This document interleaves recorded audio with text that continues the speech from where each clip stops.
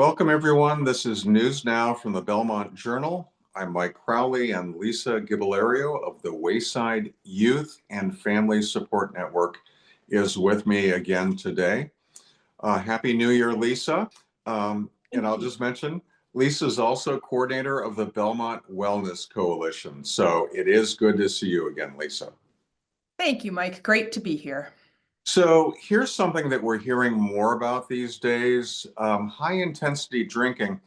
Lisa, what is this and why is this so important? So, high intensity drinking refers to consuming a lot of alcohol in a very short period of time. The levels that they're talking about here exceed even what's been known as binge drinking. And we're talking about it, Mike, because it's becoming more and more prevalent across all populations. We're seeing it with young adults, middle-aged adults, and even older adults. So it's the kind of thing that usually peaks around the holidays. And what we know to be true is that Americans drink about double what they typically drink during the holiday period. We also think that that level of drinking has led to what's been known now as dry January, which is a total abstinence of drinking in the month of January. So you may have already answered my next question, how much of a problem is this? But anything else to say about that? Well, just that there are a lot of wide-ranging impacts of high intensity drinking. Okay.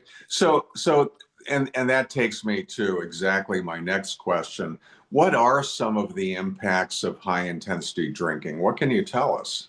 So they're not good, Mike. There's both immediate risks and longer term risks. Some of the immediate risks are blacking out, experiencing memory loss, physical injuries, falls, accidents, alcohol poisoning, severe hangovers.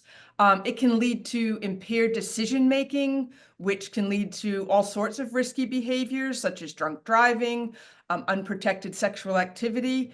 And it also makes people vulnerable for assaults. So that's some of the immediate risks. The longer term ones are developing chronic health conditions such as, liver disease, heart disease. And we know that the Surgeon General has just been incredibly explicit in the last 2 weeks about the cancers that one is vulnerable to with a lot of drinking. So furthermore, Mike, high intensity drinking can exacerbate mental health disorders, including depression and anxiety, and it can lead to a higher likelihood of developing an addiction to substances. So it sounds like a real serious problem, Lisa. What kind of guidance can you share with us? Well, it kind of goes back to the old-fashioned exercising moderation. I would tell people to just drink reasonably, not recklessly.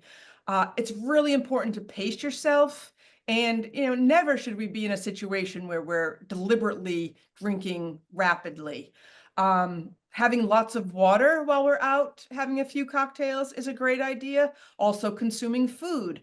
Both of those help to slow alcohol absorption.